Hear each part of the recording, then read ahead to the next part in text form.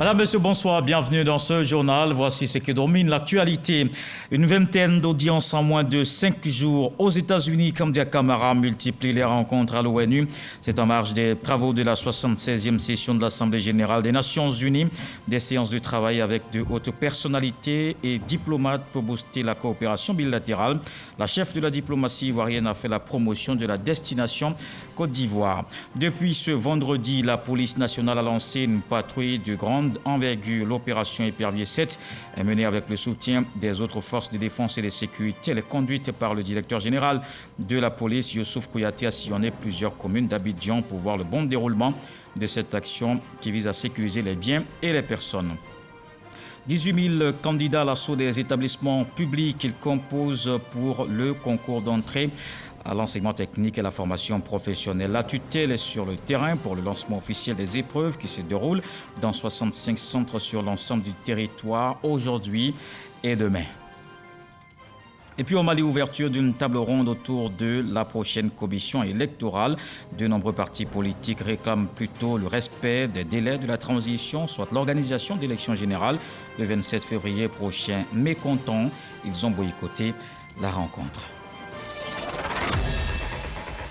Abandonné par ses parents, entre difficultés pour se nourrir, dormir et étudier, le petit Amadou ne perd pas de vue son ambition, réussir. Sa persévérance finit par payer au prix de 1001 épreuves. C'est de cette vie du tout est possible, avec courage, abnégation, travail, que nous parlerons dans la page culture ce soir. Notre invité, Lamine Stéphane Kouyaté, sinon Konaté, auteur de l'œuvre intitulée La biographie du petit Amadou. Bonsoir, Lamine Stéphane Konaté. Bonsoir, M. Koulibaly. Alors, c'est une enfance difficile du petit Amadou qui finit par relever tous les défis pour s'en sortir là où tout semblait vraiment impossible. C'est exact. D'accord, on en reparle tout de suite dans une trentaine de minutes à peu près. Merci. Très bien. On démarre ce tour de l'actualité hors du pays à New York. La Côte d'Ivoire prend part à la 76e session de l'Assemblée générale de l'ONU. En marge des travaux, la ministre d'État, ministre des Affaires étrangères, reçoit de hautes personnalités et diplomates, une vingtaine au total, avec qui Kandia Camara parle de coopération bilatérale, mais aussi de la destination Côte d'Ivoire. Michel Digré est notre envoyé spécial. Pour sa première sortie officielle à l'ONU en tant que ministre des Affaires étrangères, Kandia Camara a tenu à présenter le nouveau visage de la diplomatie ivoirienne. Pour ce faire, la ministre a multiplié les séances de travail avec de hautes personnalités diplomatiques, chefs d'État et homologues présents à New York. Avec la participation et le soutien de la République sœur de Côte d'Ivoire, le Gabon a été élu comme membre du Conseil de sécurité pour porter la voix donc, de l'Afrique. Et je venais donc m'entretenir avec Madame le ministre d'État pour être sûr que nous soyons en phase sur les priorités que nous allons mener au nom de l'Afrique. On a discuté aujourd'hui du 60e anniversaire de nos relations qui sont riches, solides, stables. Et j'ai pu annoncer personnellement à Madame la ministre la réouverture de l'ambassade du Portugal à Abidjan. Au cours de ces audiences, Kandia Camara a vanté les opportunités d'investissement en Côte d'Ivoire. Nous avons présenté les potentialités de la Côte d'Ivoire. Nous avons expliqué à tous nos interlocuteurs que nous avons un code d'investissement qui est l'un des plus favorables au monde. Et donc, nous avons expliqué à nos interlocuteurs que nous comptons sur les investisseurs de leur pays afin qu'ils viennent en Côte d'Ivoire mener des activités économiques en Côte d'Ivoire. Et surtout, nous avons fait savoir à nos différents interlocuteurs que la Côte d'Ivoire a décidé résolument d'aller à la transformation structurelle de son économie. Et cela à travers la transformation des matières premières en Côte d'Ivoire. La récente découverte de pétrole et de gaz offshore a été également au cœur des échanges. Nous avons aussi annoncé à tous nos interlocuteurs que la Côte d'Ivoire vient de faire une grande découverte de pétrole et de gaz et que leurs hommes d'affaires, leurs entreprises, les opérateurs économiques seront les bienvenus en Côte d'Ivoire parce que nous voulons diversifier notre économie. Nous voulons le faire, certes, avec les opérateurs économiques ivoiriens, mais que nous appelons aussi les investisseurs étrangers à venir en Côte d'Ivoire mener des activités économiques. Autant d'arguments qui ont convaincu ses interlocuteurs sur le leadership de la Côte d'Ivoire et de son président. Tous nos interlocuteurs ont reconnu le leadership du président Alassane Ouattara, la confiance qu'il inspire. Tous nous ont parlé des efforts fournis par le président Alassane Ouattara dans le sens de la réconciliation, dans le sens du renforcement de la cohésion, mais aussi sa lutte pour faire en sorte que les Ivoiriens puissent vivre en paix et que la Côte d'Ivoire demeure un pays en sécurité. Le prochain important rendez-vous de Kandia Camara sera ce lundi, date à laquelle elle fera sa déclaration à la tribune de l'Assemblée générale et rencontrera par la suite Antonio Guterres, secrétaire général de l'ONU. On parle de sécurité en Côte d'Ivoire. Une patrouille pour la sécurisation lancée dans la nuit de vendredi. L'opération Épervier 7 vise à sécuriser les biens et les personnes. Le directeur général de la police nationale était sur le terrain. Il vérifie le bon fonctionnement du dispositif mis en place. Abou Sanogo. Il est 20h05 ce vendredi 24 septembre. Nous sommes au centre de coordination des décisions opérationnelles, CCDO, pour prendre part à la patrouille de grande envergure dans le cadre de l'opération Épervier 7. On fait le bilan sur la période du 17 au 24 septembre. Après le briefing, la patrouille est lancée sur l'ensemble du district d'Abidjan. Et c'est la direction de la police criminelle qui constitue la première étape. 3 présumés gangs mis hors d'état de nuire. On a agressé un monsieur pour prendre sa moto avec lui. Il passait, la moto était éteinte, il poussait. On était dans les fleurs. Qui n'arrive à un nouveau, on est sorti sur nous, avec un couteau. On s'est battu d'abord, on a piqué 4 fois. Après la commune du Plateau, le cap est mis sur la commune d'Adjamé, précisément aux 220 logements. La police et la gendarmerie nationale sont à la tâche. D'Adjamé, la patrouille visite la commune de Yopougon, notamment Yopougon-Sable, le complexe Jesse Jackson et la maison d'arrêt et de correction d'Abidjan. Objectif, s'enquérir du bon déroulement des dispositifs. À Bobo-Ndotri, autre étape. Tout se passe très bien et nous avons le retour des populations parce que les populations sont favorables à notre action. Puis Cocody, Carrefour La Vie. Fonctionnaires de police et gendarmes ensemble pour lutter contre le grand banditisme, l'incivisme et l'incivilité. Marcory, boulevard Valérie Giscard d'Estaing, zone 4, puis le grand carrefour de Koumassi. Partout où nous sommes passés, nous avons vu des hommes et des femmes au coude à coude engagés pour cette opération d'Épervier 7. Il y a eu des fumoirs cassés. À la DPC, vous avez vu le nombre de délinquants interpellés, de la drogue saisie, des armes blanches saisies et on a même saisi des tasers au cours de cette opération. 1h45, le ministre de l'Intérieur et de la Sécurité, Vagono Djomandé, rejoint la patrouille. Il félicite l'ensemble des forces engagées pour cette opération. Les résultats que nous avons enregistrés depuis bien longtemps font aujourd'hui que l'indice de sécurité en Côte d'Ivoire est à 1,2. C'est un résultat très bon au regard de ce que nous avions il y a quelques années, quasiment à la même époque, où on était quasiment à 4 sur une échelle de 10. Pour dire tous les efforts qui ont été faits, tout l'engagement des forces qui ont été déployés. Tous les citoyens qui vivent sur notre territoire ont besoin de vivre en paix, en sécurité. Et vous montrez par votre engagement que nous n'avons aucune raison de nous inquiéter. Pour l'opération Épervier 7, les forces sont engagées à lutter contre la criminalité sous toutes ses formes et prévenir les attaques dans le pays.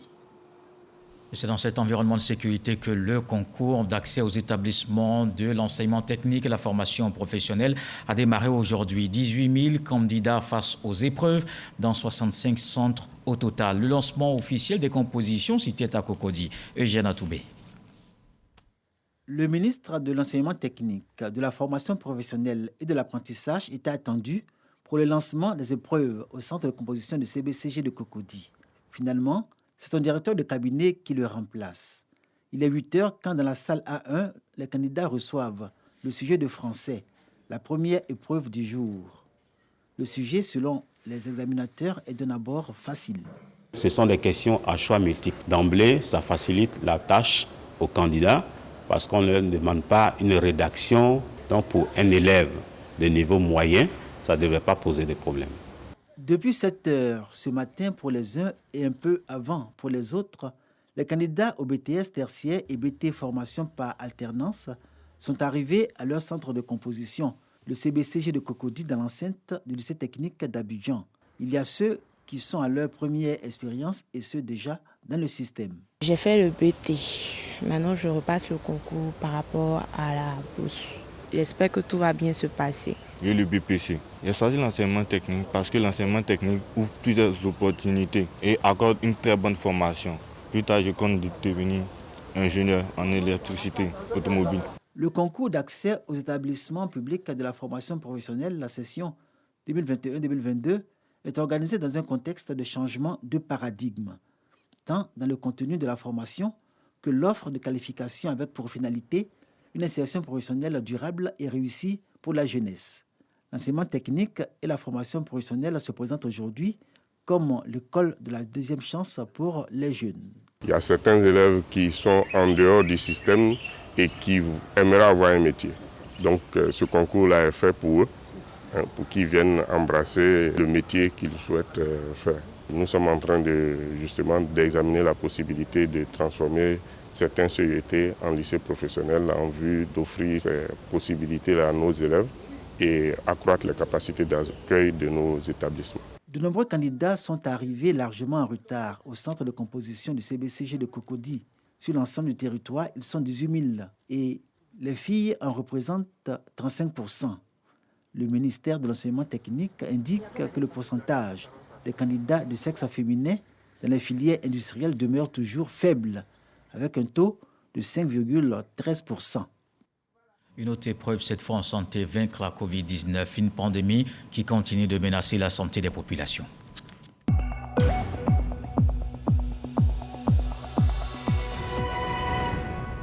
Le ministère de la Santé, de l'Hygiène publique et de la couverture maladie universelle a enregistré ce samedi 122 nouveaux cas de Covid-19, 95 guéris et malheureusement des décès aujourd'hui 4. La Côte d'Ivoire compte donc 59 778 cas confirmés, dont 57 282 personnes guéries, 593 décès et 1904 cas actifs. Au total, à ce jour, 1 943 925 doses administrées contre la Covid-19. Un autre mal, le cancer du sein. C'est l'un des plus fréquents chez les femmes. Une boule dans cet organe est le signe de cette maladie plus couramment observée. L'ONG Ecomédia passe le clair de son temps à sensibiliser les populations. La 5e édition des journées de mobilisation des médias contre le cancer du sein, c'est le 22 octobre. Evelyne Yoboué Didier Nguessan. Le cancer du sein n'est pas une fatalité. Les médias se mobilisent à l'initiative de l'ONG Ecomédia. Elle a pour mission d'aider les femmes du district d'Abidjan à se faire dépister gratuitement de façon précoce afin de prévenir la maladie. En Côte d'Ivoire, il y a plus de 1000 femmes qui meurent chaque année de cette maladie. Nous en appelons aux femmes de Côte d'Ivoire, du monde entier, de ne pas avoir peur. Il faut se rendre à l'hôpital dès qu'on sent qu'on a un nodule qui s'est mis dans le sein, une petite boule ou une petite douleur au sein. Il ne faut pas rester à la maison, il faut aller à l'hôpital pour se faire dépister. Le cancer du sein se guérit. On ne meurt pas du cancer du sein, mais une seule condition, c'est de se faire dépister plus tôt. Le cancer du sein est un problème de santé publique. Le dépistage se fait à partir de 18 ans. Plusieurs facteurs sont à la base de cette pathologie. Les pilules du lendemain, généralement, qui sont beaucoup commercialisées, les progestérones, les implants, l'alcool, l'obésité, la sédentarité. Alors, le nullipa, c'est-à-dire ne pas avoir d'enfant. L'arrêt précoce de l'allaitement maternel, avoir plusieurs enfants. Cela constitue alors un mode de survenue de ces cancers-là. Cette année, le dépistage se fera dans les communes de Cocody, Koumassi et Yopougon. La femme, c'est la vie. À travers l'ONG Ecomédia, nous voulons donc faire la sensibilisation afin qu'elle puisse, dès le départ, prendre des dispositions pour guérir ou bien pour éviter cette pathologie. La célébration officielle se déroulera les 22 et 23 octobre prochains. Dans le Lodjibois, un conseil municipal à Divo. Plusieurs décisions prises au cours de cette séance de travail étaient nouveau bien. La rencontre décide de l'abattage des chiens errants dans la ville qui ont fait plusieurs victimes dans le département. Le budget triennal également adopté. Des détails avec Éric Goré. Les conseillers municipaux de Divo en pleine séance de travail. Une activité qui se déroule en présence du préfet de département de Divo. Ils sont en conseil municipal. À l'ordre du jour, le budget triennal, avec en priorité les actions au profit des populations. Cette rencontre trimestrielle qui permet à Amédée Kouakou d'avoir le point exact de la situation sur les entrées et les dépenses pour les réalisations dans plusieurs domaines scolaires et sanitaires. Nous nous sommes engagés pour les 3 ans qui viennent à travailler aussi bien dans le domaine du social, au niveau de l'école, continuer donc à apporter donc le bonheur aux populations de la commune de Divo. Ce conseil municipal retransmis en direct de la radio locale a été l'occasion pour Amédée Kouakou d'inviter les populations à se faire vacciner contre la Covid-19. Nous avons demandé à la population donc de se faire vacciner parce qu'effectivement la maladie à coronavirus existe. Vous voyez que le nombre de décès a augmenté. Les vaccins aujourd'hui sont disponibles. Le président de la République a fait des efforts donc pour acquérir beaucoup de vaccins pour les Ivoiriens. Pour terminer, le député maire de Divo ambitionne mettre en place une brigade spécialisée qui sera chargée d'abattre les chiens errants qui ont causé plus de 600 cas de rage dans la localité. Le préfet nous a rapporté que dans le département, il y a eu environ 600 morsures de chiens errants et 2 personnes sont décédées. Nous avons pris un arrêté donc, pour mettre en place un comité pour pouvoir donc, éliminer tous ces chiens errants. Donc nous lançons un appel à tous ceux qui ont des chiens qu'ils s'en occupent, mais il ne faut pas que les chiens se promènent comme ça dans la ville. Et la 5e édition du Salon international de la géomatique vient de prendre fin à Abidjan. Cette rencontre a réuni plusieurs participants, dont ceux venus de l'étranger. Un rendez-vous sur les enjeux de la géo-information dans la gestion des crises. Grâce Kando. Sécurité territoriale, alimentaire, gestion des crises sanitaires, modélisation du trafic urbain et contribution de la géo-information dans le contexte de l'enseignement virtuel. Entre autres sujets abordés au cours du 5e Salon international de la géomatique. 3 jours de travaux auxquels les participants internationaux ont pris une part active. La Côte d'Ivoire dispose de pas mal de potentialités humaines. Il était leader justement dans les domaines de la géoinformation. Alors j'ai eu aussi l'occasion de modérer une session et de présenter un certain nombre de travaux que nous avons donc menés dans le cadre à l'échelle africaine. Et donc c'était vraiment très enrichissant sur tous les plans. Je retiens que les nouvelles technologies, la géoinformation, la télédétection permettent la bonne décision. Donc il faut travailler sur la collecte, il faut travailler sur les données, sur le traitement des données pour arriver à des solutions, à des décisions au niveau des autorités publiques.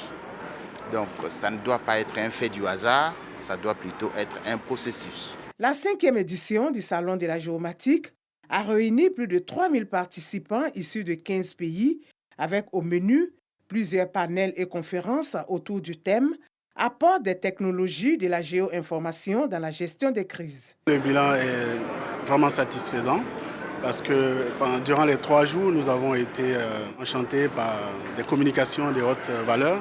À la suite de ça, les solutions seront mises à la disposition de tous les participants, et y compris ceux qui sont en quête de cette solution-là. Et ça, c'est compilé dans ce qu'on appelle le rapport scientifique et qui sera distribué à tous ceux qui voudront l'avoir. Le Salon international de la géomatique se tient tous les 2 ans.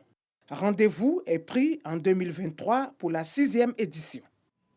Et puisqu'on parle de technologie, African Digital Geek, les 7 startups du concours reçus par le ministre de l'économie numérique, ces jeunes innovateurs présentent leurs différents projets à Adam Roger et ils attendent un accompagnement pour la mise en œuvre. Marie-Ange Kouakou, Didier Nguessan. Des jeunes innovateurs ivoiriens proposent des solutions à des problèmes dans les secteurs allant de l'agriculture à la sécurité routière, en passant par la digitalisation de l'administration. Eux, ce sont les lauréats du concours African Digital Geek. Notre projet, d'abord, c'est un robot qui sera chargé d'aider les agriculteurs à semer le riz. Grâce aux énergies renouvelables comme l'énergie solaire et aussi de manière dynamique. Voilà, il y aura assez de capteurs à l'intérieur pour faire le parcours à la place de l'homme. Nous avons constaté que bon nombre d'accidents sont causés par les conduites en état d'ivresse. Donc notre intelligence artificielle est basée sur la reconnaissance faciale. Il se base sur l'état des yeux à l'aide d'une caméra, d'une webcam et effectue des prédictions qui nous permettent de savoir si la personne est fatiguée ou pas et déclenche automatiquement une alarme. Un mérite qui leur vaut d'être reçu par Roger Félix Adam, ministre de l'économie numérique, des télécommunications et de l'innovation. Les autres ont passé en revue leurs projets et l'impact pour la communauté. Le ministre s'engage à les accompagner. Des jeunes qui ont des idées, qui innovent, qui travaillent, qui ont vraiment des applications qui vont permettre de faciliter la vie des gens qui vivent en Côte d'Ivoire. Donc c'est vraiment louable et on ne peut que les encourager. Il y aura un conseil technique qui va les accompagner au quotidien, en fait, tant que dans la mesure du possible. Et puis aussi, c'est les mettre en relation et les supporter auprès des divers organismes. L'African Digital Geek est un concours panafricain qui vise à mettre en avant les startups ayant des solutions dans les domaines de l'intelligence artificielle. La 27e édition de la tranche commune Entente, c'était en Côte d'Ivoire. L'événement a pris fin hier à Abidjan avec plusieurs décisions prises par les organisateurs. La 28e édition, ce sera au Bénin. Voilà ce qui ressort des activités qui ont marqué ce tirage de la TCE, des loteries nationales du Conseil de l'Entente. Cheikh Koné. L'édition 2021 de la tranche commune Entente à Abidjan, c'est fini. 4 jours de travaux, d'actions sociales et de visites ont meublé ces assises communautaires. Les experts des loteries nationales des 5 pays du Conseil de l'Entente ont formulé des recommandations en vue d'aider à la survie de cet outil de développement. Que représentent ces loteries? Les travaux se sont déroulés dans une atmosphère de compréhension mutuelle et de franche collaboration qui ont toujours caractérisé les réunions des loteries nationales des États membres du Conseil de l'Entente. Les directeurs généraux des loteries nationales des États membres du Conseil de l'Entente rendent un vibrant hommage à son Excellence M. Alassane Ouattara, président de la République de Côte d'Ivoire, au gouvernement et au peuple ivoirien pour l'accueil chaleureux. Le partage d'expériences qui a meublé les échanges au cours de ces assises confirme la bonne collaboration des États membres du Conseil de l'Entente, s'est exprimé le représentant du ministre de l'Économie et des Finances. Cette édition de la tranche commune Entente offre encore une fois l'occasion de se réjouir de la parfaite synergie d'action qui existe entre toutes les loteries nationales du Conseil de l'Entente. La grande articulation de cette 27e édition reste le concours jeunes et entrepreneurs et femmes et activités génératrices de revenus, dotée d'une enveloppe de 30 millions de francs CFA. La tranche commune Entente est une loterie communautaire annuelle créée en 1970 par les chefs d'État des 5 pays membres du Conseil de l'Entente en vue d'appuyer les politiques nationales de développement. Pour la prochaine édition en 2022, le Bénin a été désigné pays hôte. Et dans les îles de développement en marche à Sungassou, c'est un village de la commune de Dimbokro. La localité vient de bénéficier de plusieurs actions, dont 3 km de bitume. Les populations, cadres, élus ont exprimé leur reconnaissance au chef de l'État. Une grande mobilisation en présence de plusieurs membres du gouvernement. On le voit avec Eugène Atoubé. Sur la place publique de Sungassou, les témoignages de ce qu'était hier ce village dans la commune de Dimbokro et le visage qu'il présente aujourd'hui se succèdent sur le ton de la fierté.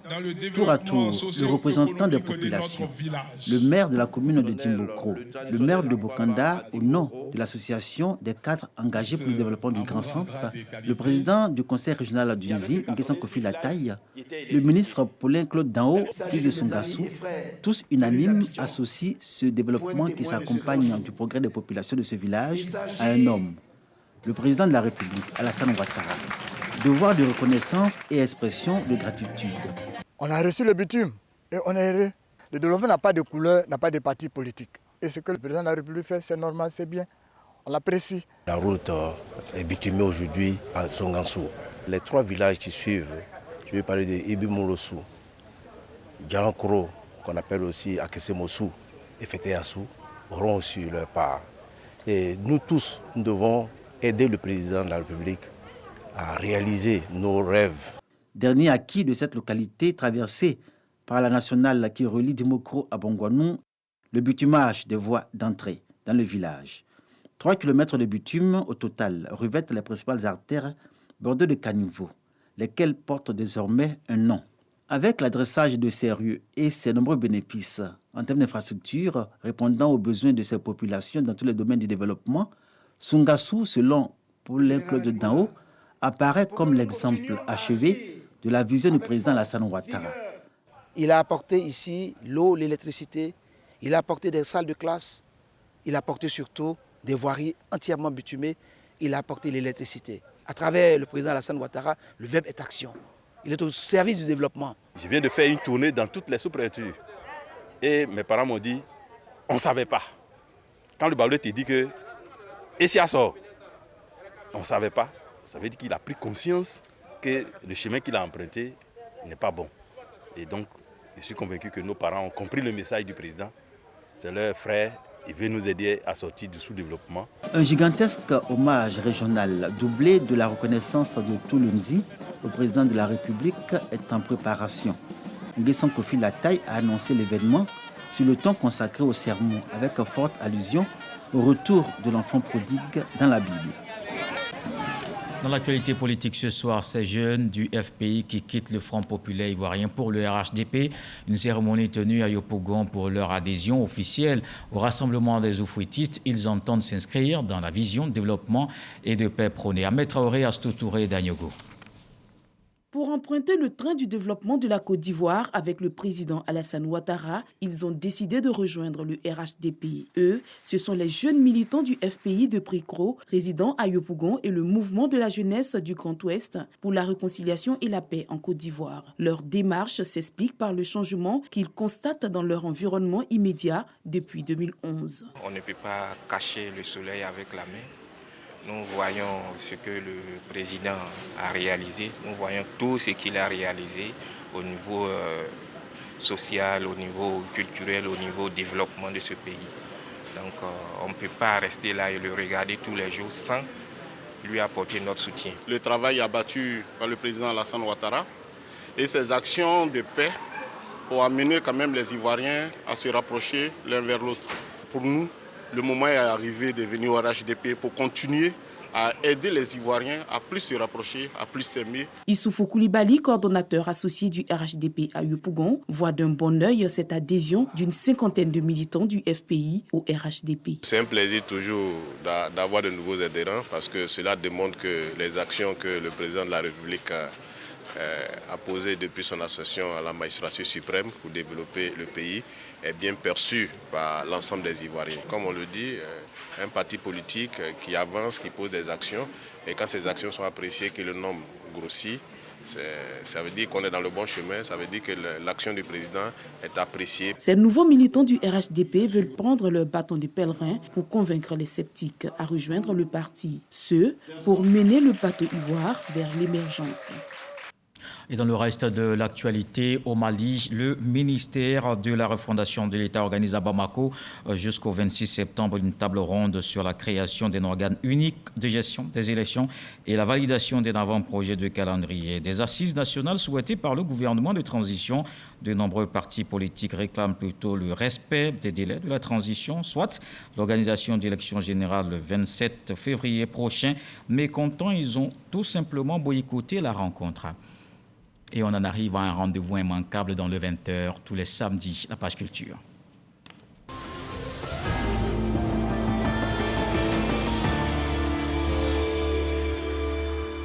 Intéressons-nous d'abord au cinéma, fin du Clap Ivoire International 2021. Un nom à retenir cette année. Djelika Mama Traoré, la réalisatrice malienne, remporte le Grand Prix Kodjo et Bouclé. Son film documentaire Ma Passion relate les difficultés des femmes artistes. Yannick Ifoumi, Issa Tionayo. Rideau sur Clap Ivoire 2021. La réalisatrice malienne Djelika Mama Traoré sortoie le Grand Prix Kodjo et Bouclé d'une valeur de 5 millions de francs CFA avec son film documentaire intitulé Ma Passion. Un film qui relate le combat quotidien des femmes artistes généralement confrontées à des obstacles qui poussent bon nombre d'entre elles à jeter l'éponge. Je suis très fière et très honorée parce que pour moi, c'était un devoir de développer ce thème qui est l'intégration des femmes dans le milieu artistique. Dans mon pays, dans l'Afrique, l'artiste n'est pas bien vu, surtout la femme artiste. Le Togolais Mathias Nusugnou remporte le prix UOMOA du meilleur film documentaire d'une valeur de 3 millions de francs CFA en réalisant L'assaut des vagues. Un triste constat des dégâts matériels et immatériels causés par l'érosion côtière. Le prix UOMOA du meilleur film de fiction est revenu à l'Ivoirienne Audrey Toboué-Lou d'une valeur de 3 millions de francs CFA avec son film Ncholo, l'histoire tragique d'une jeune fille donnée en mariage forcé qui finit par un suicide. La commission de l'UOMOA se félicite de la réussite de ce concours. Depuis le début, la commission a compris les enjeux et a accompagné en tout cas l'État de Côte d'Ivoire dans la mise en œuvre de cette initiative en faveur de la jeunesse. Et nous voyons que ça porte des fruits. Au niveau de la commission, nous-mêmes, nous avons observé que CLAP Ivoire porte du fruit parce que les lauréats des différentes éditions ont connu du succès après le festival CLAP Ivoire. Au sorti de cette 21e édition du CLAP Ivoire international, la table ronde sur l'industrie du cinéma dans l'espace UOMOA recommande, entre autres, d'améliorer le cadre juridique, de favoriser la réouverture des salles de cinéma, ainsi que la création et l'accès aux fonds pour les acteurs du secteur, encourager l'acquisition et la diffusion des productions au plan local.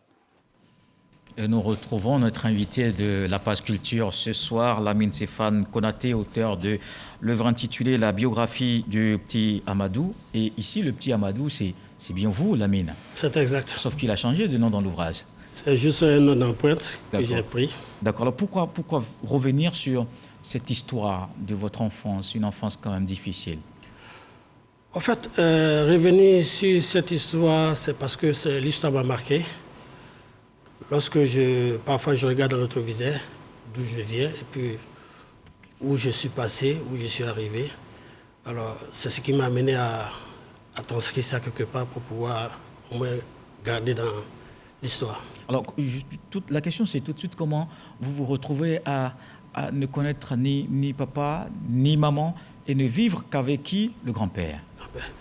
Effectivement, je ne suis pas le seul peut-être qui a vécu cette situation. Il y a beaucoup d'Ivoiriens, il y a beaucoup d'enfants qui vivent cette situation. Mais à un moment donné, on se retrouve avec son grand-père dans un village à des milliers de kilomètres et passer toute son enfance sans se rendre compte qu'on avait son père quelque part ou sa mère quelque part. C'est qu'on a eu même. Et le petit Amadou ne pensait vraiment pas à savoir qui c'était ou c'était suffisant d'avoir le grand-père? Bon, parfois quand on est avec un grand-père, parfois c'est suffisant, surtout quand vous avez un grand-père qui s'occupait de vous au départ. Vraiment, bon, on ne pensait pas. Si on avait un père ou on avait un mère, parce qu'à un moment donné, on se trouvait on pensait que le grand-père était notre père en fait. Oui, d'accord. Alors on va regarder juste un résumé de votre ouvrage avec Franck Wadio et on se retrouve. Biographie du petit Amidou. Ces pages sont écrites pour parler d'une vie, celle d'un homme et celle de son parcours entre plusieurs continents. Lamine Stéphane Konaté interpelle et sensibilise. Son angle, la fuite des fils du continent vers un Eldorado virtuel. L'auteur est un self-made man qui aura su forger son parcours, mais comme lui, il y en a un dans 1 million. De l'importance de savoir tracer sa route, comme il aura réussi à tracer la sienne. Petit Amidou, nom d'emprunt, est une œuvre qui parle à la société. La vie n'est pas facile. Voilà, comme l'auteur l'a dit, c'est difficile. L'expérience en Europe, mais très souvent quand on dit la vérité à nos frères et sœurs, ils ne comprennent pas. Moi, j'ai fait l'Europe, j'avais mes papiers, mais j'ai dû travailler comme tout le monde. Fini les études, je suis rentrée en Côte d'Ivoire pour pouvoir servir le pays et partager mon expérience avec mes petits frères, mes petites sœurs. Une prise de conscience donc. Lamine Stéphane Konaté entend davantage explorer l'univers littéraire car l'auteur, qui a accumulé une somme d'expérience, n'en a pas fini avec la plume. Alors justement, dans dans cet océan de difficultés que vous avez connu, quelle est la partie de l'histoire du petit Amidou qui vous a vraiment marqué? Bon, il y a plusieurs parties. Oui, éventuellement, oui. Mais la partie qui m'a beaucoup marqué, c'est à un moment donné passer au moins 2 jours sans manger et marcher de Treichville jusqu'à Bobo, cité universitaire, aller voir sa tante qui travaillait là-bas, qui lui remet 500 francs comme transport. Et en imaginant utiliser les 500 francs en transport, il va retourner produit. Donc du coup, il faut remarcher encore d'Abobo à Treichville en espérant garder les 500 francs pour manger garba pendant 5 jours. Alors, puisque vous parlez de marché, moi, ce qui m'a marqué dans votre ouvrage, c'est que tout petit, déjà, à l'école, c'est 12 km aller-retour à l'école. C'est exact. Et sans imaginer ce qui peut constituer le déjeuner à midi, la banane. En fait, c'était quand même pénible. Oui, c'est pénible parce que c'est un souvenir que beaucoup de jeunes, beaucoup d'enfants qui fréquentent dans des villages traversent ça. En son temps, dans notre village à Ndakwasikro, il n'y avait pas d'école primaire. Donc il fallait marcher 6 km pour venir à Bringakro matin et retourner à 17h. Et en son temps, on nous remettait 25 francs comme argent de poche avec des morceaux d'igname. À midi, il fallait aller préparer chez des tuteurs occasionnels qu'on devait toujours manger et puis bon, repartir encore à l'école. Alors, de là-bas au village jusqu'à Abidjan, on a senti dans tout l'ouvrage que vous avez été quasiment abandonné par tout le monde. Comment vous expliquez cela vous-même? Par vos proches notamment, vos parents? Bon, je ne peux pas dire abandonné. Vous savez, par le passé, bon, moi ne sachant pas, ne connaissais pas mon père, je ne savais pas que mon père vivait en Europe. Il était à Grenoble et ma mère aussi, bon, était au pays ici, mais qui était remariée. Donc du coup, moi, j'ai passé tout le temps avec mon grand-père. Donc du coup, bon, avec l'amour du grand-père au départ, bon, j'avais pas... Ça ne fait pas ce vide. Voilà, je ne pensais pas ce vide-là, en fait. Oui. Et avec grand-père, il y avait surtout votre compagnon de tous les jours, votre compagnon de route, Kwadio Kwasi. Est-ce que vous avez des nouvelles de lui? Aujourd'hui, il est comme à moitié. Là même, présentement, je ne vis pas là, il est juste assis dehors. Parce que depuis, on s'est séparés, on s'est retrouvés, on s'est séparés, on s'est retrouvés jusqu'à ce que je pars en Europe. Depuis que j'ai commencé à faire le pays, depuis 2009, chaque jour que j'arrive, il est la première personne que j'appelle. Alors, l'étape de Bingerville, quand vous êtes arrivé dans cette ville, le petit Amadou dit que c'est la ville de tous les espoirs. C'est peut-être de là que la souffrance a pris fin? Oui, je peux dire ça parce qu'aujourd'hui, pour moi, Bingerville reste, je peux dire, une ville que je ne pourrai jamais oublier jusqu'à la fin de ma vie. Parce que à un moment donné, Bingerville est devenu comme la ville d'espoir pour moi, surtout le quartier Blanchon. Donc du coup, pour moi, Bingerville reste mon village. D'accord. Alors, quand vous retournez souvent à Bingerville, surtout au quartier Blanchon, vous étiez pratiquement devenu la star avec les tournois que vous organisiez? Bon, pas star, mais bon, le fait, vous imaginez un enfant qui quitte à Treichville, qui se retrouve à Bingerville, dans une autre ville, et puis bon, il essaie de s'adapter avec les jeunes du quartier, jusqu'à ce qu'il ouvre une cabine téléphonique. Jusqu'à présent, la cabine encore dans la cour du gendarme. Alors, très bien. La cabine bleue. Donc, du coup, presque tous les jeunes du quartier venaient passer le temps avec moi. Donc, aujourd'hui, même là, demain matin, il se pourrait que j'aille à Bingerville rencontrer des amis que j'ai laissés. Alors, le petit Amidou, aujourd'hui, a grandi, il s'en sort plutôt bien. Il en veut à des gens qui l'ont lâché hier? Honnêtement, je ne peux pas en vouloir à quelqu'un. J'ai appris quelque chose dans tous ces parcours, que tant qu'il y a la vie, il y a de l'espoir et il ne faut jamais, jamais en vouloir à quelqu'un. Parce que en cherchant à vouloir à quelqu'un, ça peut vous nuire vous-même. Donc du coup, parfois tu te dis, bon, ça fait partie de ton parcours, de ton destin. Donc du coup, tu ne peux pas en vouloir à quelqu'un pour ça. Est-ce qu'on peut dire que c'est la leçon qu'on doit retenir d'un tel ouvrage, d'un tel parcours difficile, d'une enfance aussi compliquée? Oui, je peux dire que c'est une leçon qu'on doit retenir. Et surtout, vous imaginez quand vous traversez des moments difficiles et vous vous retrouvez dans un quartier comme Treichville et vous devenez un enfant de Treichville et vous avez des personnes qui vous inspirent à Treichville. Par exemple, j'ai 2 oncles que je leur tire mon chapeau aujourd'hui qui sont comme mes exemples. Malheureusement, on ne pourra pas citer tout le monde. Voilà, oui. C'est juste les 2, M. Diarra Oumar et M. Dambélé Sedou Dakota, qui aujourd'hui, ce sont des exemples pour moi en fait. Aujourd'hui, je m'inspire de leur vie parce qu'eux aussi... Et vous aussi, vous êtes un exemple de persévérance. Bon, à travers tout ce que vous avez vécu dans cet ouvrage qu'on a lu, qu'on souhaite également que tout le monde lise. Lamine Stéphane Konaté, en tout cas, merci d'être passé sur ce plateau, l'invité de la page culture, avec votre ouvrage qui est intitulé « La biographie du petit Hamidou ». Et à partir de cette histoire du petit Hamidou, le sage nous apprend justement que l'homme qui est tombé dans la boue n'a plus peur de la poussière. Ce journal est terminé. Merci de l'avoir suivi. Retour de l'actualité 23h avec Abdoulaye Koné. Dieu le voulant. On se retrouve demain.